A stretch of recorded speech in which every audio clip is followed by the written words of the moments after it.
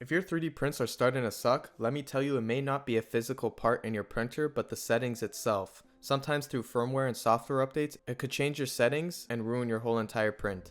Hopefully this video will help you guys determine whether or not it is a software settings issue or an actual printer part. So let's get right into it. The most common issue I see among 3D printing is warping. Warping is caused when the bottom print layer lifts off of the bed, creating this warping effect. It's happened to me probably more than a dozen times and is the most common issue I've come across. Anytime I've come across this issue, it has been the build plate. A lot of dirt and debris gets built onto it and it loses its grip. What I suggest doing is every so often clean your build plate with dish soap and warm water. You can actually feel the difference from before and after when you clean it. It has a sticky feeling and that's what you want. Now, even after doing that and it still doesn't work, what I suggest doing is getting some purple Elmer's glue. It's acid free and toxic free. Now, the reason for this is because your build plate is most likely worn like mine. I've been using it since I got my printer and haven't changed it. Now, you could change your build plate or you could just start using some glue. It's honestly way better to just use glue and ride out your build plate for as long as you can. The glue does not affect your prints at all. You can still take it off fairly easy. Just makes it stick to the bed a little bit better. A single use of glue on there will last a very long time. One thing to notice too, as you guys can see, I have the Bambu Lab P1S. It is the enclosed version. The reason is because I print with ABS filament, which requires a lot more heat for it to be print because of the durability of that type of filament. So I suggest that if you are using ABS filament, these are the types of measures that you should be using. More maintenance and making sure the bed plate is at about 100 degrees. That's what I keep mine at. Doing so will decrease the probability of warping to happen to your prints. If you're using PLA or other filaments that are easier to print with that don't even require an enclosed printer, then you may not even run into issues like this. And if you do, I suggest just cleaning the build plate and also checking out my previous video will be linked right on the screen here and down below, which is my maintenance tips for you guys to prevent these issues from happening. The next issue I come across is gaps in between the prints. This is usually caused by under extrusion, which means the printer is not pushing enough filament through the nozzle, resulting in gaps in the printed object. Now I'm showing you guys a print where I've noticed some under extrusion, and also what I've noticed is the corners are actually pushed out. It's a little bit hard to tell, but if you look closely you can see a lot of defects on it, as well as the top layer just doesn't look right. The black is actually bleeding through the green as well. There's also stringing happening on the end of this print. Now, the reason this happens is because the K value, which is a numerical setting that represents the filament flow rate compensation factor. Yes, I found that right off Google. Essentially, the K value means how much filament is being pushed out to achieve the desired thickness of a print. Now, the reason why I'm explaining this to you guys is because what happened to me is my printer was running perfectly fine until I had to do a software and firmware update on my printer. What happened was it changed the K value, which was set at default to 0.04. What happens is over time your hot end tip becomes more worn and you actually have to adjust that value to a new setting which will make it run smooth again.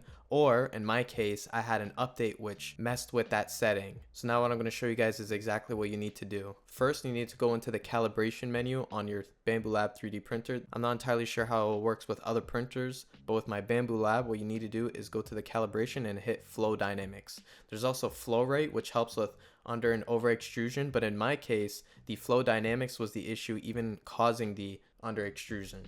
Now, after completing this flow dynamic calibration, if this doesn't work, you can obviously go to the other one and try that one as well. What you want to do is make sure the nozzle diameter is exactly to what your nozzle type is. It's usually set automatically 0.4. Make sure the plate type is correct, whether you have a smooth PI plate or a textured. And for the filament for calibration, choosing the right one does matter unless, for example, my AMS has all ABS filament, so it doesn't matter whether I choose the gray, the green, blue, or black. I will apply this test to every single one of them because I am using just ABS filament. So make sure you guys are doing it for each filament that you are using unless it is the same filament. I like to start from the K value 0 up to 0.05. You don't need to do anything with that. The bed temperature will be set to 90 and you just hit calibrate. It only takes about 10 minutes for this to be completed. Once it's completed, you get a list of lines at these different K values. What I like to do is peel it off so I can really take a closer look, and what you're basically looking for is a nice clean solid line making sure that the filament is extruded perfectly with no gaps in between. You can see from the higher values how under extrusion starts to happen. There isn't enough filament to create a solid line, and it's left with this stringing effect. This is what can cause stringing and as well as gaps in the filament. If you look at the values that are really low, they are too solid, and actually over extrusion starts to happen, meaning too much filament is actually being extruded onto that line, creating almost like a blob effect. I've noticed for my filament 0.02 was just the perfect line. Now heading back to the studio here, you want to hit next and apply that K value that you found was the perfect line. After that, you can name it as well, and it'll be saved as a preset under just that filament. If you have an AMS, you will have to apply it to each one, which I will show you how to do after. For now, I'm going to show you guys the pattern method under the same calibration. It's just a different version of it, and we're going to compare both of the K values. Again, you're going to head into Flow Dynamics, Manual Calibration, and choose the method under pattern this time with the same amount of settings. We're going to choose the same filament as well, considering I am using, again, everything ABS, so it doesn't matter which one I choose. The reason why we want to compare these two methods is because this one will actually show you the corner. If you're looking at a really low K value, such as 0.01, you can see that the corners are actually poking out, which is what my green print looked like. As well as choosing one that's too high of a K value, it starts to create under extrusion. So again, for me, 0.02 was the perfect value, and that is what I set it to. So now in order to apply these K values, you got to go into your device, and on the right side, you can see the different types of filament you have in your AMS. If you don't have an AMS, you just need to do it to the first one. I have 4 different types of filament here, all ABS filament, and as you can see, all you have to do is click on the little eye icon and change it to the new preset that you've done for the calibrated K value.